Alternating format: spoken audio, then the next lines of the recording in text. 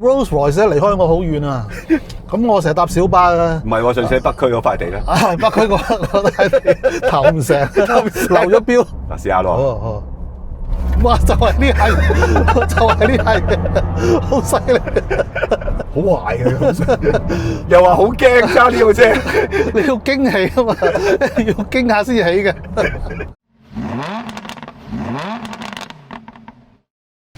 我記得你講過咧，你話有機會試多啲電車啊嘛。係啊，各類型嘅車我都想試。咁啊，與時並進嘛，電車越嚟越多，咁啊要試下啦。我今次揾部好勁嘅俾你。哇！呢部一嚟部咁勁啊！因為呢架加咗 package 嘅 EQE53，原本係應該620幾匹嘅啫，咁佢加咗 package 之後680幾匹。1000牛噸米，你有冇揸過1000牛噸米嘅私家車啊？我唔同你講貨車啊。1000牛噸米固然厲害啦，但係如果電動車1000牛噸米，即係話喺好低轉放出嚟啦，係啊，就更加犀利。係，我就揸過1000牛噸米嘅汽油車嘅私家車，都10幾氣缸我聽過。V12 啊 S65好容易 burn 胎嘅，仲要淨係得後轆喎。你踩行啲就咁樣好癲啊！但係今次呢部車，你望住佢之後，你話啊，點解電動車一定係咁樣，一定係咁樣，同一定係咁樣嘅咧？嗱，你講翻嗰3個咁樣係咩嚟嘅？咁啊係喎，嗱，有翻咁上下高質量嘅電動車咧，梗係咁嘅，非常流線型 ，fastback， 長 wheelbase， 玻璃頂，係嘛？仲有4轉，係4轉，係啦，仲有薄呔鈴。係啊，梗係咁樣嘅喎。仲爭一樣。啊，仲有咩？啊，原來唔係3樣，係好多樣嘅。氣膽。啊，氣膽冇錯。呢個係高級電動車嘅必勝 formula。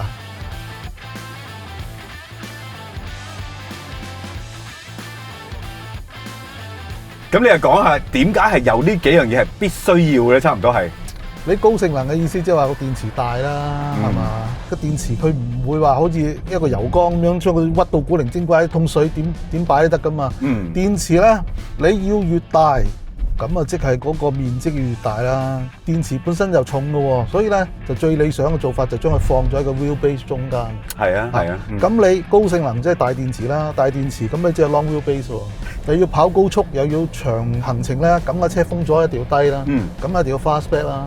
咁個車咁重、咁高性能嘅，咁你梗係要薄呔鈴啦。因為咧，電動車個重心好低嘅，佢冇乜點 roll 嘅，所以當個車受到離心力嘅時候咧，嗰個車胎受到好強嘅剪力啊 shear stress，所以咧就要薄呔鈴。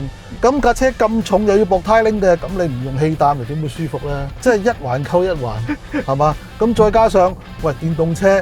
佢冇 engine 噶嘛，冇 engine 嘅餘熱，咁香港夠熱啫，喺嗰啲北方冇暖氣噶嘛，咁咧所以就一定整個玻璃頂，咁啊可以溫室效應慳好多 energy 啦。咁所以電動車咧就真係似乎呢幾樣嘢係走唔甩嘅。但係咁喎，呢架車咧超過3米嘅 wheelbase 噶嘛，3米嘅 wheelbase 係乜嘢概念咧？一架 Rolls Royce 嘅 Ghost 唔係 extended wheelbase 啊，standard wheelbase 就係3米2。即係 Rolls Royce 離開我好遠啊！咁我成日搭小巴啦。唔係喎，上次喺北區嗰塊地咧。北區嗰塊地投唔成，流咗標。我成日搭小巴，嗰啲小巴嘅 wheelbase 咧都唔夠3米2。咁所以咧，亦都係因為佢咁長 wheelbase 咧，要有4轉啦，方便好多啦。係。不過我就咁睇翻咧，如果以正常我哋以前即係咁多年做車傳媒啦，甚至可能你讀汽車工程都知，有啲譬如你長 wheelbase 就係個空間多啦，係咪？咁但係呢架長 wheelbase，但係個空間唔係真係好寬闊嘅喎。佢個長 wheelbase 咧，其實最終目的係為一個電池。即係如果純粹為咗個膝頭哥嗰個 leg room 咧，就真係唔需要做到咁長。所以咧，佢雖然係長 wheelbase，但係咧佢要照顧好多嘢喎，因為佢有流線型啊嘛。咁所以咧嗰個 A 柱好斜，其實用咗好多空間嘅。fastback 咧，佢車尾又收落嚟喎。咁你嗰張凳又唔可以坐得太後啦。咁你個車底又有啲電池啊，同埋電池嘅冷卻系統啊，啲控制系統啊，咁啊佔咗你啲空間啦，令到你嗰啲佈局啊，又要收翻去中間，就唔係話一個小巴咁樣，即係做卧鋪都得啦，又唔係嗰種。雖然呢架車亦差唔多5米長嘅，但係個籠如果你話同普通汽油嘅 E-Class 相比咧，汽油 E-Class 係可能會令到你坐得舒服啲，個頂又會好啲啊。個座位又唔會咁企啊！呢架就比較企身少少。嗱，呢個唔係 EQE 嘅問題嚟㗎，其實Taycan都一樣有呢個問題嘅。差唔多所有德國車做呢一種扁嘅電動車，要流線型，要低風阻，都係避免唔到你要犧牲啲空間，除非再長啲咯個 wheelbase。即係呢個係因為德國佢有無限速嘅公路啊，咁啊係，咁啊係。咁當你開得快嘅時候，風阻啊特別重要嘅。係。你哋揾住喺亞洲地區，你開嚟開去都係112咁樣咧，佢可能唔需要咁進取咁樣做個外形，咁個空間佢可能好用啲都唔定喎。呢架車差唔多賣到170萬，論個級數亦都係好高級嘅房車嚟嘅。咁但係個車廂唔會特別大，但係有一樣嘢喎，行起上嚟我又估唔到佢係舒服。而家我哋行緊 Comfort Mode 啊，佢個懸掛嘅能耐咧係比我想象中係幾百變嘅喎，有唔單止話個轆剪過一啲凹凸，你覺得好舒服，個4節氣膽做嘢做得好好。你扭唐太咧，你都想象唔到架車係咁重。係啊，好快啊，好快，個頭好快係指入去㗎。係啊，頭先你睇過就係個車頭有啲巧妙嘅喎。係啊，我哋打開車頭冚睇下裏邊咧冇 engine 㗎嘛，係空框框啦可以咁講。甚至乎你見到佢個機械結構、車身結構咧，都係用咗好多好輕嘅嘢啦。有兩個巨型好粗壯，但係用好輕嘅鋁合金做嘅 strut tower 啦。咁其他地方好多仲係用啲膠啊，譬如燈殼嗰部分咧，你見唔到好多金屬嘅支撐。係啊係啊，即係成件嘢就係用合適嘅結構同埋物料做到足夠嘅剛性，其餘嘅盡量偷輕佢。係前邊嗰節咧係基本上係好輕嘅一啲組件嚟嘅，係你見到金屬嗰部分打後就真係會開始有啲重量，但係都唔係好重嗰啲嘢嚟嘅。但係我個 strut tower 先係精彩，係犀利啊！哇！呢個唔係汽車級喎，呢個係重工業級喎。輕金屬鑄造嘅 strut tower 咧，其實都流行咗10幾年。係，但係佢做到咁強結構，你睇下佢啲加強筋多到咧，好犀利喎，好似整天秤嘅腳咁啊，大佬。咁但係你老實講啊，如果佢要將前面嗰抽機器啊，將佢壓縮做到咧個車頭可以好短都得嘅，但係佢唔係咁，佢個 profile 要好靚。要 profile 咯。你諗下咁大嘅車位，風阻0.26喎。係啊。貴咗做到咁靚嘅風阻咧，佢仲有一個好特別嘅設計啊！個頭冚一路包到落去個轆邊嗰度。係啊，成個滑溜溜咁啊！係啊，咁你都講過啦，其實汽車行到某個速度，最大嘅敵人係風啊嘛，空氣啊嘛，都啱嘅，都啱嘅。大家要明白，德國人個 mindset 係往往係超過200公里時速嘅，所以你就唔好覺得奇怪，點解硬係尖尖地個樣怪怪地？係德國人係有道理嘅做呢啲嘢。佢個風阻一靚，行多幾十公里㗎個電池。係啊，你到時候要多謝佢嘅話俾你聽。但係53 AMG 當然死佢啦，前後摩打啊，勁唔勁先？好勁啊！頭先你講咗一句，真係好哇，好快啊！呢架車好快，太快啊！Benz 一直以來俾我哋嘅經驗咧，就係腳掣係重嘅。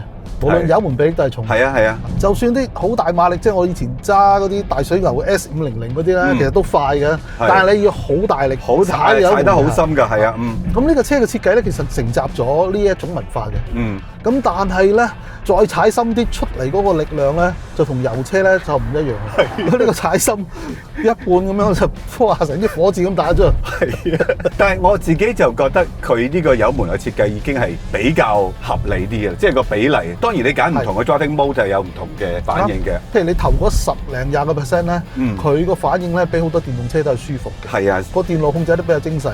咁嗱，一踩深啲咧，佢嗰600匹馬力1000牛頓米咧，唔需要等揸 S63嗰種要等一陣，哇嚟就嚟。係啊，哇嚟又嚟嘅。即係第一次措手不及咯，我頭先嘅感覺就係有啲手忙腳亂，太勁。龍 Sir 會係點嘅咧？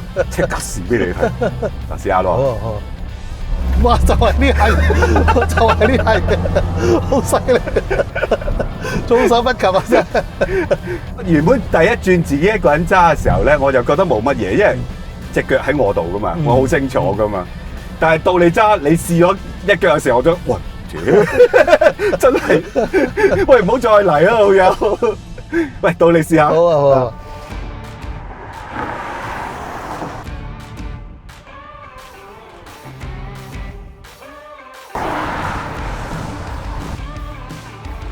揸電動車咧就一定要睇下佢嗰個 regen 有咩選擇啦。係，佢選擇唔係好多㗎，有 D 減、D 加、D Auto。係啊 ，D 減咧其實都幾犀利嘅，差唔多就係 One Pedal Driver， 係差唔多停嘅車。坦白講，我自己個人就麻麻地呢樣。我揸車中意有得留下嘅。咁你應該用 D 加喎，直頭取消咗個 regen 喎。但係呢架53其實行 iBooster 啊嘛。係，我記得你其中有一集都有講過 iBooster。係啊係。我哋揸 iBooster 都唔係陌生嘅，而家市面上好多電動車都係用 iBooster 嘅，但係呢一架 iBooster 咧，俾我感覺佢應該係佢連動住架車其他好多安全系統同埋充電系統。當架車覺得咦呢個係一個好好嘅機會俾我去 regen 又或者架車覺得跟前面跟得近咗喎，佢要幫你喎。咁好多時候咧，就喺你嗰個 iBooster 嗰度咧，佢就干預咗你。係。咁而呢個干預嘅程度都幾大下，可能係新嘅嘗試啦即係話電腦介入你個駕駛程序裏邊咧更加多啲。某程度上嚟講，可能係安全啲或者係慳咗啲。咁但係你駕駛咧就變咗嗱，你就同個電腦分享多啲你嘅控制啦。就唔係你話晒事啦。係啊。即係間中我哋仲未捉摸到佢嘅 pattern 係點樣嘅。有時候咦彈一彈腳，佢有少少。係啊。即係我已經 hold 住個力度，但係都會回一回嘅喎。佢有時係頂住你嘅腳，唔俾你揼得咁多啦，或者個車係鬆一鬆向前衝啦，又或者架車突然間幫你係揼勁啲喎。係啊，好難捉摸啊！但係 so far 個 braking power 係冇嘢嘅，係個剎車嘅感覺，我未係完全100%就係我話晒事咁解啫。因為佢始終其實係 iBooster 咧，有一半嘅腳力都喺你嗰度嘅。係。佢係助力嚟嘅，就唔同話完全係 by wire。係，所以大家明白，你唔係剎唔到嘅，你只要個右腳要用多啲力，係冇問題。你唔中意佢鬆你鼻咧，你大啲踩落去 OK 嘅。係啊，你 override 佢冇問題。係啊，不過一直有個問題咧，當車行到電嘅時候，好似呢一部咁，哇90度電啊，大佬，產生680幾匹最多，最 basic 都620幾匹，到時候仲有冇 AMG 同 AMT 嘅咧？當然單純講緊個 power 啦，都係嗰句咯。嗱 engine 咧係佢燃燒啲燃油產生啲動力出嚟，你燒到盡都係咁多。但係咧電動車咧就係夠電 ready 咗，佢放幾多俾你個摩打。咁其實咧佢有本事食多啲嘅。睇翻佢個 spec 好有趣嘅就係話，譬如你 sport mode 咧，佢可以係100%俾你啦。但係如果整個 race mode 嘅短時間之內咧，佢可以放110%俾你嘅。110喎，咁就説明咗你頭先嗰樣嘢咯。喂，究竟仲有咩 AMG 啊，或者係點樣啊？其實就係佢可以放多啲俾你。你再諗深一層，你有4轉，你有好靚嘅胎，你有好闊嘅胎，4驅前後摩打，用電腦同你計個動力嘅，仲有啲乜嘢做唔到咧？其實行電嘅時候好似冇乜咯。我覺得而家啱啱大家全程投入電動化啦，將所有認為最適當嘅、最啱嘅冚唪唥抌晒落去。調翻轉頭唔係話驚唔夠，即係譬如舉例，喂0.26啊封咗夠晒啦，可能下一代嘅車或者10年8年之後嘅電動車咧，又可能唔需要做到咁靚嘅封咗。即係會調翻轉頭咧，就唔會為100%所有嘅考慮咧，都係為咗慳油長里程。調翻轉頭咧，就可能會慢慢發展一啲風格啊、外形上嘅 style 啊，或者再細分翻唔同車種個駕駛人嗰個需要啊、駕駛技巧、駕駛感覺咧，會慢慢會偏重翻啊。其實以前汽車都係咁嘅，點解而家啲電動車個外形好似好接近？其實就係咁嘅原因咯。一個目的要做啲咩嘢，大家嘅意知嘅知識就係呢一堆嘢啦。可能第時有新嘅知識都唔定啊。咁咪拎晒啲知識出嚟擠晒落去咯，就係咁啦。不過你問我呢一架車係咪好 AMG？ 我可以答你，其實我冇乜好特別、好強烈嘅感覺。因為可能我哋接觸過 AMG 由後生嘅時候到而家，都係嗰種嘅態度嘅。佢哋改 engine、tune engine、改避震，俾到一個氣氛嚟，俾到一種駕駛感嚟。呢啲嘢就係組成埋或者 build up 咗 AMG 係啲乜嘢嚟？嗱，冇錯，你講得啱。買 AMG 咧係買個 style， 買個氣氛嘅啫。唔係100%咧，所有人都用盡晒個聲能。咁所以咧，將來嗰啲 engine 聲啊，會得教。我整個 V8 嘅係嘛，整個 V16 嘅。真係你而家呢個都有聲㗎。呢個都有聲。不過呢個聲咧，唔知點解咧，我頭先試過啲聲啦我覺得好似話俾你聽，就嚟要換偈油咁嘅 engine 聲。嗱，我聽到咁嘅聲，我就會打算換機油啦。可能你踩多啲，佢再大聲啲。嗱，一定聽到啦，大家。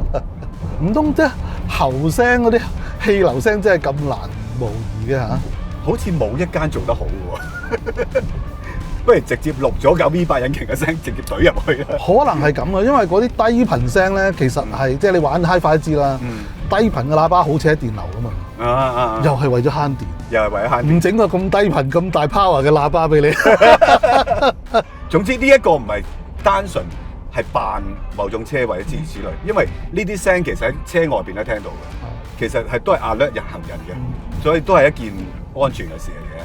不過如果車廂裏邊可以較大細聲就好啲咯，呢啲。嗱，我第一次揸 EQE 嘅，因為之前都唔係我試嘅，我係有啲驚喜嘅，因為感覺佢能夠做嘅範圍好似比叫做驚定起啊！驚定起，老成玩嘢啊！好壞嘅老成，又話好驚揸呢個車，你要驚喜啊嘛，要驚下先起嘅。哇！個心嚟一嚟點啊？汪明荃咁，我個心嚟一嚟嘅啫，即刻。我覺得呢部車做得到嘅嘢係更加多啊！呢種嘅力量已經係超出好多汽油車嘅表現㗎啦，咁唔使講㗎啦。咁但係我估唔到嘅就係佢成個車嘅舒適性喺 Comfort Mode 係真係幾舒服。呢種舒服法係任何一架正宗 AMG 車都唔會有嘅。Even S63去到呢啲咁嘅級數，話我大房車嚟嘅喎，個舒適程度係好接近嘅。但係你去到譬如 E63、C63係絕對唔會有呢種舒適性。似乎電車天生嘅低重心配房車都有啲 point。嗱，低重心咧，其實係配乜嘢車都有着數嘅。呢個就係百搭嘅。房車本身嘅形態係低重心啦嘛，再加上個電池揸喺度更加低重心，咁啊更加係雙重嘅好處啦。唯一就係房車本身嘅形態咁低，再要做個電池喺底下咧係有難度，技術上有難度。所以你點解早期嗰啲電動車個個都做高身？